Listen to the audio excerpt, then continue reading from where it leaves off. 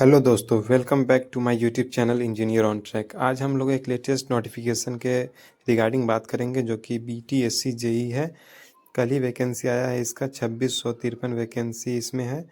देखेंगे क्या क्या इसका एलिजिबिलिटी क्राइटेरिया है, क्या क्या एग्ज़ाम पैटर्न है। एग्ज़ाम पैटर्न में एक बहुत ही बड़ा बदलाव नोटिस करने को मिला है और साथ ही देखेंगे क्या क्या हम लोग स्टडी मटेरियल रिसोर्स को फॉलो करें जिससे हम लोग इस एग्ज़ाम को और ये गोल्डन अपॉर्चुनिटी को ग्रैब करने में सफलता हासिल कर सकें। दोस्तों बात करें तो ये बिहार गवर्नमेंट में एक लेवल 7 की जॉब है जिसकी सैलरी अपने आप में एक बहुत बड़ी मोटिवेशन है। लेवल 7 की सैलरी बेसिक पे 44,900 से शुरू होती है। तो हम लोग एक्सपेक्ट कर सकते हैं कि बेसिक प्लस डीए और इन हैंड सैलरी अप्रॉक्स 80,000 के आसपास हम लोग को मिल सकती है। ये अपने आप में एक बहुत बड़ा मोटिवेशन है, तो आप सभी को इसकी तैयारी करनी चाहिए। इसकी तैयारी करने के लिए मिनिमम क्वालिफिकेशन डिप्लोमा चाहिए, जो कि civil engineering, mechanical engineering, electrical engineering किसी में भी हो तो चलेगा, क्योंकि वैकेंसी तीनों डिपार्टमेंट में आई है। सिविल में सबसे ज़्यादा वैकेंसी है, इसलिए हम आज लोग सिविल के डिपार्टमेंट के बारे में बात करेंगे।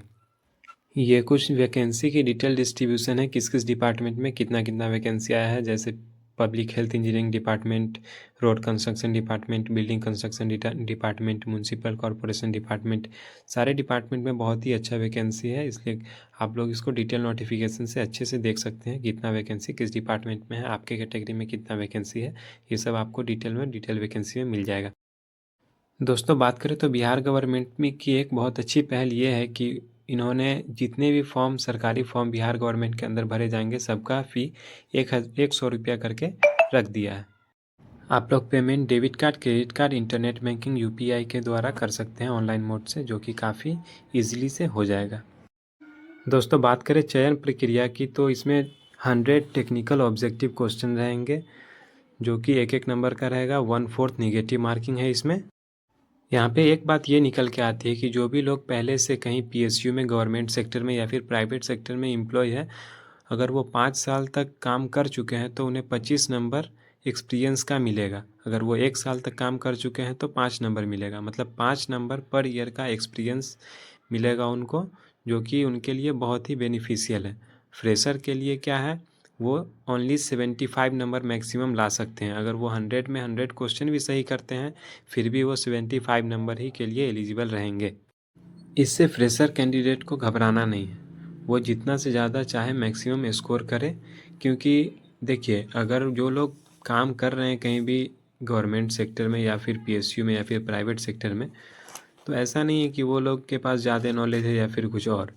हम लोग हैं, अगर फ्रेशर कैंडिडेट हैं, वो लोग करेंट प्रिपरेशन कर रहे हैं, तो वो उन लोग से भी अच्छा कर सकते हैं। हाँ, ये है कि उनको एक्सपीरियंस का नंबर मिल रहा है, इसलिए हमको इससे डिमोटिवेट नहीं होना है या फिर निगेटिव नहीं होना है।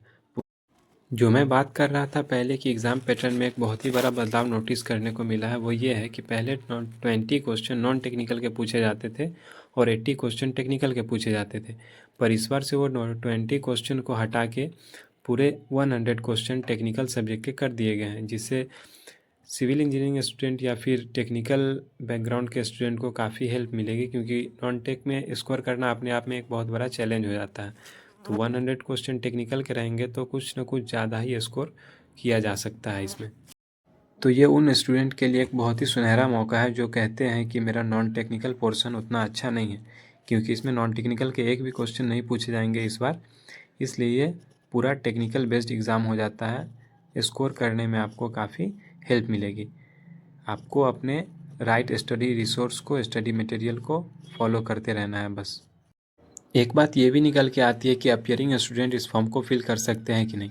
तो बिल्कुल कर सकते हैं, बशर्ते आपका जो सर्टिफिकेट या मार्कशीट जो जनरेट हो जाना चाहिए फाइनल, वो 12 जनवरी 2026 तक आपका फाइनल मार्कशीट या सर्टिफिकेट जनरेट हो जाना चाहिए, तो आप इस फॉर्म के लिए एलिजिबल रहेंगे।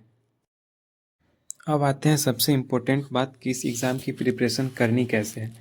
तो आपको इस एग्ज़ाम की प्रिपरेशन करने के लिए सबसे अच्छा BTSC जेई डेडिकेटेड कोर्स ले लीजिए, या फिर वो फिजिक्स वाला का जो इंजीनियर्स वाला चैनल है उससे ले लीजिए, या फिर संदीप जानी का ले लीजिए, या फिर जो भी आपको समझ में आता हो उसका एक डेडिकेटेड बैच ले लीजिए, उससे तैयारी कीजिए। और तैयारी करने के बाद सवाल आता है क्वेश्चन प्रैक्टिस का। तो क्वेश्चन प्रैक्टिस के लिए मैंने आपको ये 2 बुक बताया है, exam fingerprint volume 1 and exam fingerprint volume 2। ये बुक सारे ब्रांचेस के लिए अवेलेबल है, सिविल हो, मैकेनिकल हो, इलेक्ट्रिकल हो, तीनों ब्रांचेस के लिए ये बुक आते हैं। हिंदी में भी आते हैं, इंग्लिश में भी आते हैं। इस बुक की खास बात यह है कि इसमें आपको लेटेस्ट क्वेश्चन मिल जाएंगे। इनफैक्ट 2025 में भी कुछ एग्ज़ाम हुए हैं, उसके भी क्वेश्चन इसमें इंक्लूड है। और MCQ type, assertion reason type, match the following type, numerical type, in fact figure based question भी इसमें अटैच है। और सबको अलग अलग डिवीज़न में बांट दिया गया है, अलग अलग डिवाइड कर दिया गया है। न्यूमेरिकल को अलग कर दिया गया है, MCQ को अलग कर दिया गया है। और MCQ में भी 2 लेवल के क्वेश्चन हैं, लेवल 1, लेवल 2। लेवल 1 में जो सिंपली 1 लाइनर क्वेश्चन है वो है। लेवल 2 में थोड़ा जो क्वेश्चन 2-3 लाइन में है, लंबा क्वेश्चन है, वो सब है। बात करें रिवीजन की, तो रिवीजन के लिए आप अगर आप हैंड रिटन नोट्स बनाए हैं तो वो बेस्ट है, नहीं तो आप सिविल की ये स्मार्ट स्क्रीन बुक को फॉलो कर सकते हैं ब्लाइंडली। इसमें आपको सारे डिटेल नोट्स मिल जाएंगे with important data and table, जो कि आपको कैरी करने में आसान होगा। ये 24 सब्जेक्ट इस बुक में है, बहुत ही प्रिसाइज वे में है और बहुत ही इफ़ेक्टिव डाटा के साथ दिया गया है। एग्ज़ाम ओरिएंटेड कंटेंट दिया गया हुआ है, जो कि लास्ट टाइम रिवीजन में आपके लिए बहुत ही फ्रूटफुल साबित होगा।